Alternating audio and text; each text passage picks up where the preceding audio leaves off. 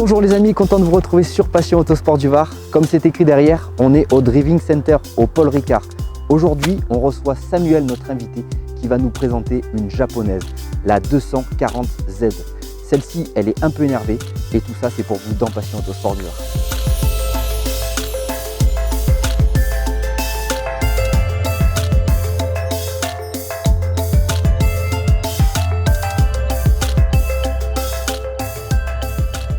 Bonjour Mathieu, bonjour Passion Autosport du Japon. Aujourd'hui, nous allons parler du pays du soleil levant et non pas des crevettes sautées ou des rouleaux de printemps, mais d'une jolie voiture. Bon, je vais tomber le chapeau. Voilà, on est quand même mieux. Aujourd'hui, on va parler d'une belle japonaise, la Datsun 240Z. Alors, la plupart des gens qui nous regardent aujourd'hui, les minots, les jeunes et ceux qui ont moins de 35 ans, vont dire Datsun, qu'est-ce que c'est que ça? Datsun, en fait, il y avait un énorme groupe industriel qui s'appelait Nissan et les voitures qui sortaient de ce groupe, parce qu'ils faisaient aussi des poids lourds et plein d'autres choses, s'appelaient Datsun. Et puis un beau jour, en 81, ils ont décidé, pour simplifier, de rebaptiser l'ensemble des productions du nom Nissan. Donc les Datsun sont bel et bien les ancêtres des Nissan actuels. Chez Datsun, on est dans les années 70, ils savent très bien que pour vivre, il va falloir sortir du marché intérieur, du marché japonais qui est relativement réduit, et pour ça, ils visent les États-Unis. Aux États-Unis, on peut avoir des voitures plus grandes, qui consomment plus performantes, c'est donc extra, les ingénieurs travaillent, et en 69, ils nous sortent la 240Z. Voici le cœur de la Datsun Z, la meilleure sportive grand tourisme de sa catégorie. Dispositif d'injection d'essence. Siège baquet à dossier réglable. Tableau de bord de grande sportive. Haute performance sur route. 2 ou 4 places. La Z de Datsun, la sportive la plus populaire en Amérique du Nord. Cette voiture est construite à la japonaise, c'est-à-dire très fiable, très bien construite. Et de fait, ils vont avoir l'idée, comme les Japonais sont quand même des compétiteurs dans l'âme, de l'engager en compétition. Et là, c'est le jackpot dans la mesure où en 1971, il engage au Safari Rally, qui était une odyssée absolument incroyable en termes de rallye. Et ils vont l'engager et ils remportent le Safari Rally en 71 avec une voiture qui n'est pas une 4 roues motrices, avec un coupé, une voiture de sport qu'on voit plus sur une spéciale de rallye asphalte ou qu'on voit plus sur un circuit. Donc ils gagnent le Safari en 71, ils remettent le couvert en 73, la voiture elle est incassable et vraiment c'est le jackpot. On a vu aussi la 240Z au Monte Carlo, on l'a revue au Bandama. Et puis, vous savez qu'au Japon, il y a une culture des 24 heures du Mans qui sont là-bas, la course à laquelle il faut participer et la course à laquelle on peut gagner. On a tous en mémoire la victoire de Mazda avec le moteur rotatif et ce bruit incroyable à chaque fois qu'on a une vidéo de l'époque dans les Unodirs, c'était absolument génial. Alors, les 24 heures du Mans, ils vont s'engager en 1972 avec une petite erreur en termes de définition de la voiture. Le pont arrière est trop court, la voiture plafonne à 235 km/h et ils n'arrivent pas à la qualifier.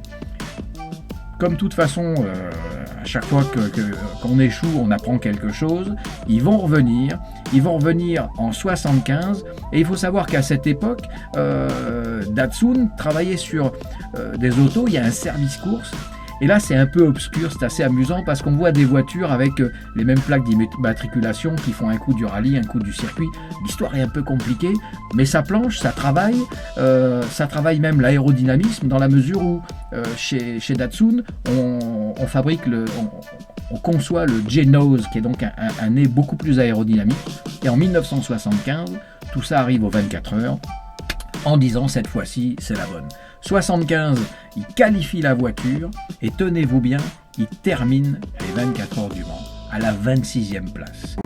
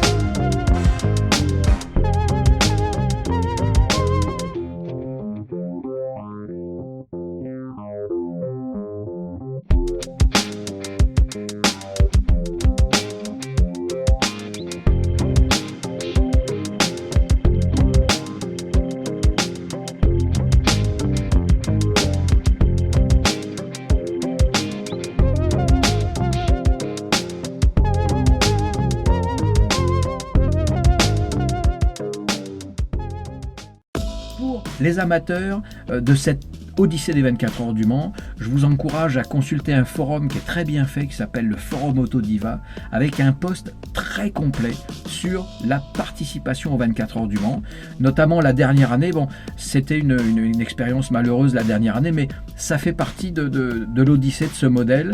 Et il y a un intervenant sur ce post, donc ce forum Autodiva, qui s'appelle Sean Desart, je suis pas sûr de la prononciation, qui est un monsieur qui est très documenté, avec vraiment des détails sur cette odyssée de Datsun au Mans.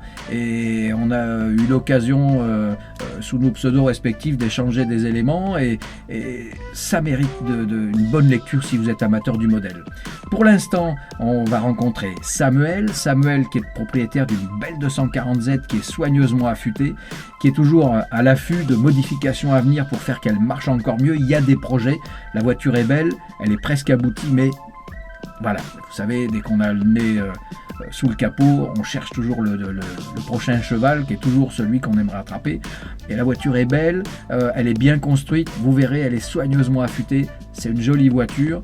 On va en profiter pour remercier, dans le cadre des prises de vue, le driving center du circuit du Castellet, donc l'équipe d'Oreca qui nous a ouvert les portes. Et ça, c'est super gentil, parce qu'on a pu faire des prises de vue. Et vraiment, là, sur ce coup-là, les gens de chez Datsun, il y a une Datsun qui est très active, avec forum, avec site internet. Il y a des gens qui sont très compétents. On sent qu'ils sont passionnés par ce modèle. Et vraiment, on est très heureux aujourd'hui d'accueillir une 240Z. Merci à vous, bon essai. Et puis, on attend vos retours et vos appréciations. À bientôt.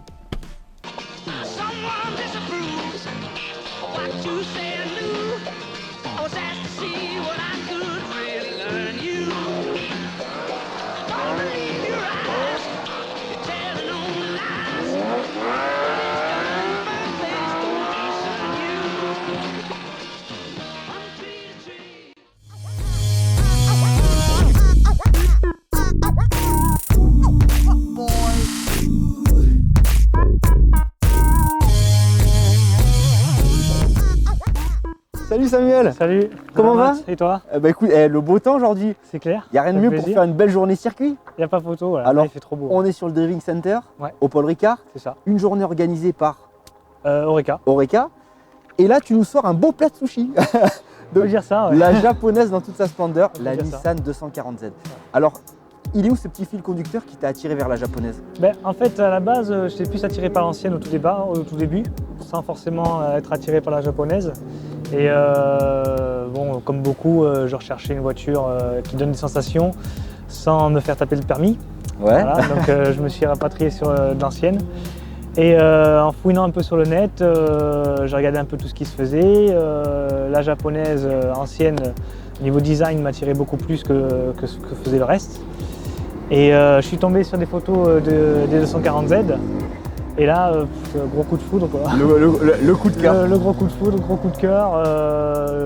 Même d'origine, c'est juste magnifique. Alors là, on retourne quelques années en arrière, donc ça représente il y a combien d'années à peu près? Ça, c'était en fin 2007. Ouais, donc, fin 2007, donc il y a 11 ans. Il y a 10 ans et demi, 11 ans. Et là, il arrive le moment où tu dis je vais franchir le cap. Oui, assez rapidement. Donc on scrute les annonces, on lime les ordinateurs. Voilà, j'ai regardé un peu partout. C'est le côté budget, ça allait, ça rentrait à peu près dans mon budget.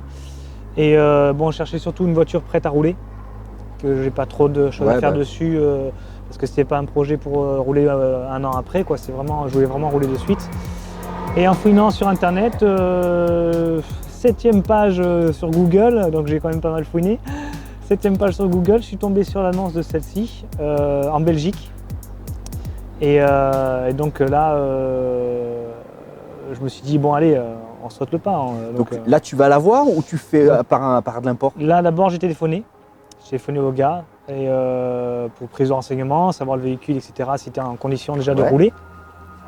Et en fait, c'est comment dire, c'est un mécano en fait qui la vendait, c'était un véhicule à lui. Et effectivement, il était prêt à parcourir la route sans problème. Donc le truc, c'est que moi, j'avais pas mal de routes à faire. Et ouais, parce que alors monsieur est de Cannes, donc monsieur est de Cannes, donc Cannes de la Belgique, je ne sais Voilà, pas si vous voyez. C'est-à-dire que beaucoup. c'est comme ça. On traverse la France. Et là, j'ai un ami toujours auprès WebDAF, Sylvain, un petit coucou, qui est toujours prêt à faire des road trips. On a fait quelques-uns ensemble d'ailleurs pour des voitures. Et j'ai proposé le projet de monter là où l'a cherché, donc monter en avion, train, bus, etc. Ouais. Ça l'a vraiment motivé, ça l'a vraiment tenté. Donc on est parti avec juste une petite caisse à outils dans le doute. avec nous au cas où il y aurait un peu de mécanique à faire, parce qu'on voulait reprendre la route avec. Et donc on est monté la chercher, il était chaud bouillant pour ça. Et donc on est redescendu par la route, même pas besoin de sortir une clé de 12, rien. Et là, d'un road trip entre potes, ça finit avec la passion. La passion, carrément, ouais. Et donc, elle est là à tes côtés depuis combien d'années maintenant? Là, je l'ai acheté en 2008. Donc, 10 ans, 2008, 10 voilà. ans qu'il possède. Donc, on sent le passionné amoureux là.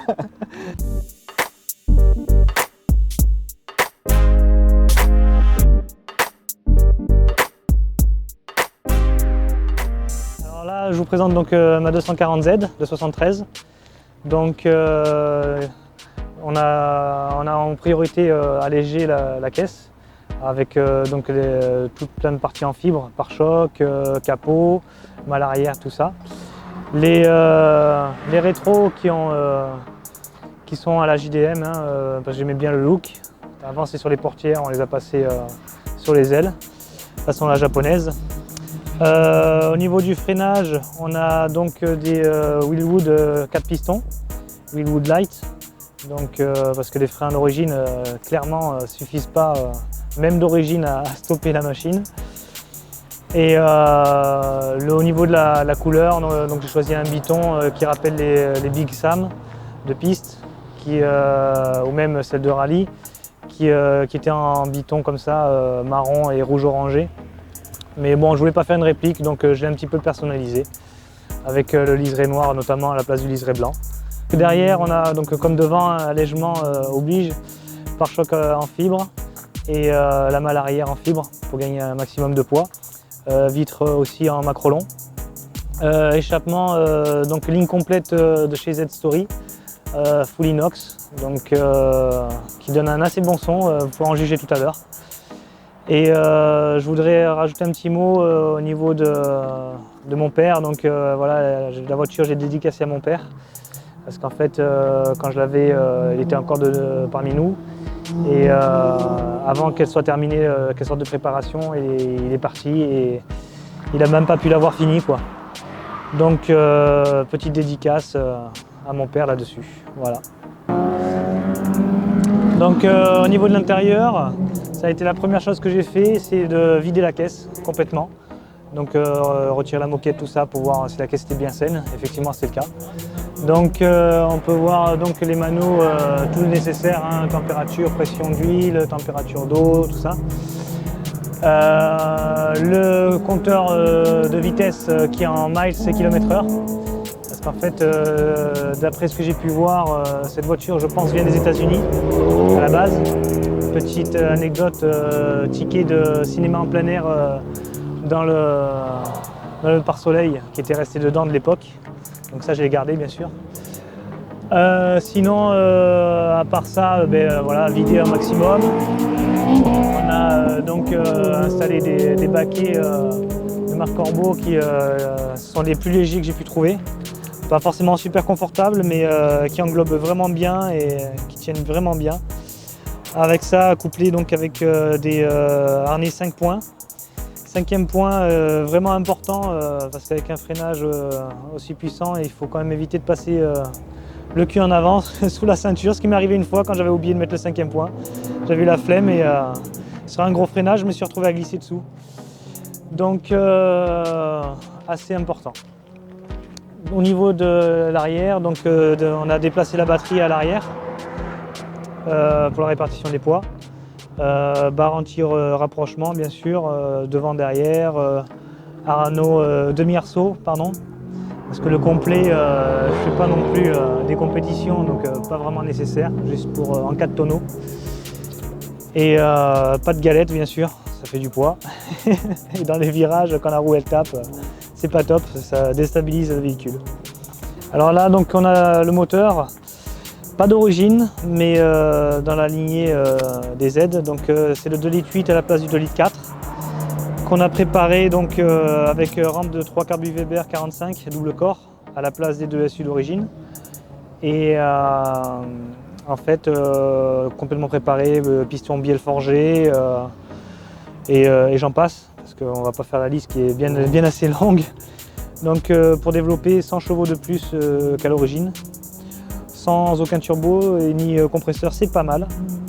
Donc développe actuellement 235 chevaux et 310 Nm en couple. Donc tout a été fait aussi dans les composants autour pour rendre la chose le plus fiable possible et que ça marche bien, quoi. Voilà. Donc accouplé au moteur, donc on a un embrayage sport bien sûr, une boîte courte de Silvia S14A et on a un pont de Subaru à l'arrière. Voilà, c'est à peu près tout pour faire simple. Juste une petite précision, la 240Z, c'est la base. C'est la base. Après, a suivi quel modèle? Après, donc il y a eu la 260Z qui a existé aussi en coupé de place, comme celle-ci, tout comme la 280. Et au début, la 260 a lancé aussi la 2+2, la 2+2 qui est un petit peu plus longue et avec des mini-places à l'arrière, en fait. Donc pas vraiment faite pour les adultes, mais bon, même si on y rentre, on est un peu serré. Donc il y a eu la 260 2+2, la 280 Z 2+2, aussi la 280 ZX, qui a encore un design différent. Et après, on a complètement rompu avec ce style-là en passant sur la 300 ZX. D'accord. Tout aussi belle, mais complètement différente. C'est ce modèle-ci qui reste quand même le plus recherché et le plus mythique. Oui, forcément. Là, la première, déjà. Au niveau des pièces, donc tout à l'heure, on en parlait hors caméra. Ouais. C'est galère, tu arrives à... Donc non, tu m'as dit notamment les États-Unis. Je dirais pas que c'est galère. Toutes les pièces, on les trouve. La seule chose, c'est qu'il faut être prêt à commander aux États-Unis si on ne les trouve pas en France. On peut les trouver en France. Il y a notamment Vincent Morin, que je crois qu'on doit voir bientôt, Vincent Morin. Qui va bientôt faire son inspiration. Qui a une très belle aussi. Je suis passé avant toi, hein, Vincent. Il va faire la gueule, Arrête, tu vas nous le mettre. Et donc après, il y a Z-Story, comme je t'ai expliqué, de Sean Dizart du Club d'Assoun France. Club d'Assoun France d'ailleurs, forum sur lequel on peut trouver aussi des bonnes affaires. Et parce qu'on fait des commandes groupées, etc. aux États-Unis entre autres. Et donc après, oui, aux États-Unis, si on est prêt à commander à l'étranger, on n'a aucun problème pour trouver. Il y a des très bons sites pour ça. Au niveau pour acquérir une 240Z aujourd'hui, il y a un budget pour en avoir une sympa. Combien il faut compter en budget? En roulante, au jour d'aujourd'hui, parce que la cote elle a explosé, clairement, ouais, comme tout modèle. Clairement, comme tout. Mais j'aime bien moi savoir parce que ça permet pour ceux qui nous regardent de se faire une idée. De se dire, j'avais jamais pensé à cette voiture, j'aimerais bien pourquoi pas un jour tâter le terrain. Carrément. Et puis ça leur permet d'avoir une cote. Alors comme on disait tout à l'heure, on voit de tout sur le Bon Coin. Toi, l'automobile, tu la connais, tu es à fond là-dedans. Et c'est toi qui a la juste valeur actuellement, un juste prix roulante, où il n'y a pas trop de choses à faire, mais bon, elle n'est pas strictement d'origine, elle n'est pas neuve, elle n'est pas refaite, etc. En état roulante, je dis bien, faut compter autour des 16-17 000. On peut en trouver, je pense. Après, ça peut vite grimper. Ouais, selon l'état, ça peut vite grimper à plus de 20 000 selon l'état. Et strictement d'origine, j'en parle même pas, quoi. Ouais. Parce que c'est, je dirais pas que c'est abusé, parce que bon, les prix sont justifiés par la demande. C'est toujours pareil, c'est l'offre et la demande. Et justifié par le fait que c'est un modèle, c'est le premier modèle des Z. Et puis une historique aussi au niveau des rallyes, qui est plus approuvé, au niveau des courses automobiles au niveau circuit. Parce qu'en France, comme ailleurs, dans les autres pays, elle a eu un énorme succès à cette époque. Et au jour d'aujourd'hui, elle fait encore peur quand même à des récentes. De toute façon, on va aller voir ça parce que là derrière, là, je sais pas si on entend en tout cas, mais ils sont en train de se chauffer. Et là, je vois que Sam, il est comme ça. Là, tourner, là. Bon, allez, on va...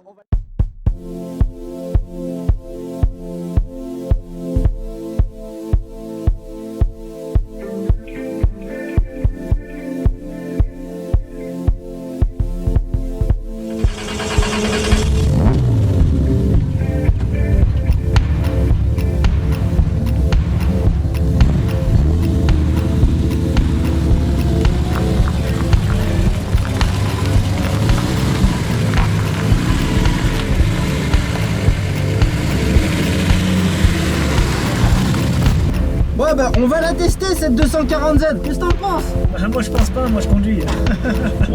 S'il pense pas, ça m'inquiète moi tout ça, je vous dis ça m'inquiète. Pas besoin de réfléchir.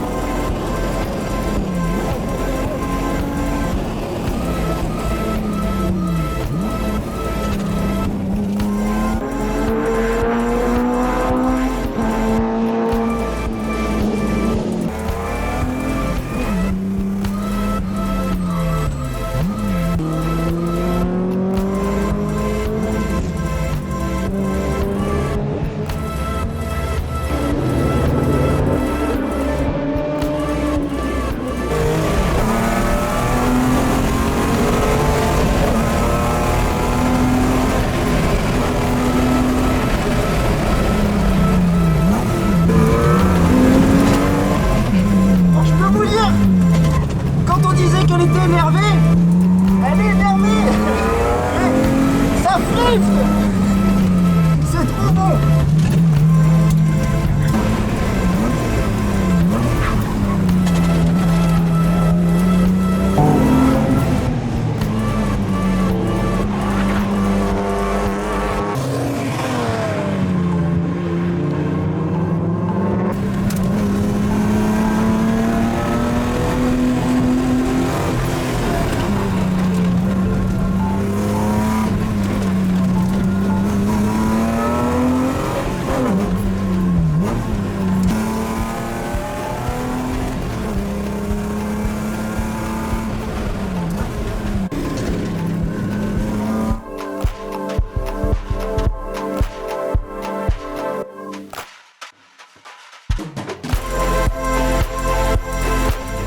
Ce petit tour en 240Z, c'est juste énorme. Franchement, de la bombe.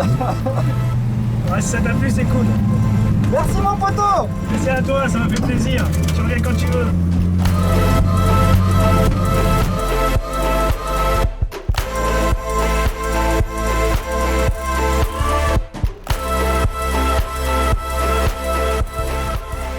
Ça envoie du pâté, hein. C'est mon expression ça. Excellent, et merci à toi vraiment de m'avoir fait partager ta passion pour la japonaise. On aura sûrement l'occasion de se revoir, je pense, parce que monsieur est de Cannes, mais bon, moi on n'est pas l'année prochaine d'ailleurs. Voilà, l'année prochaine pour les 50 ans. C'est ça, les 50 ans de la Z. Donc au circuit Paul Ricard. Au circuit Paul Ricard, donc juste à côté, le Grand, pour l'événement des 10 000 tours du Castellet. Et là, il va en avoir de toutes les couleurs. Là, franchement, il y a un plateau énorme. C'est l'événement du sud à faire. Bon, pense à me le rappeler, et moi je serai là pour les 50 ans de la Z. En tout cas, un grand merci, c'est vraiment au top. Et moi je te fais même le bisou, parce que tu le mérites. Merci d'avoir suivi ce reportage dans Passion Autosport du Var, avec la 240Z, une voiture monstrueuse. Et celle-là, je peux vous dire, elle est énervée. À la semaine prochaine.